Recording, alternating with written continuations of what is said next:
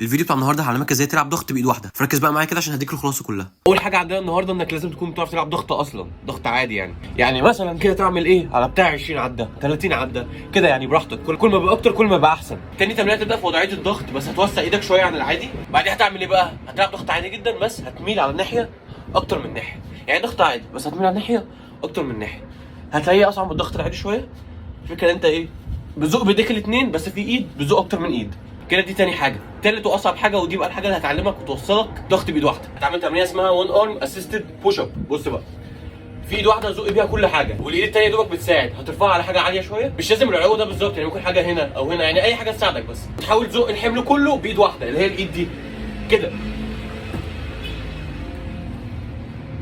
لو خدت بالك انا كنت بزق الحمل كله بالايد دي بس اللي هي اللي تحت، اللي فوق يا دوبك بيساعد ان انا اعرف ازق بس. وبص بقى، ما تعرف تعمل 7 8 عدات كده باخر تمرينه اوعدك ضغط بايد واحده هتعرف تعملها على طول ومش هيبقى الموضوع صعب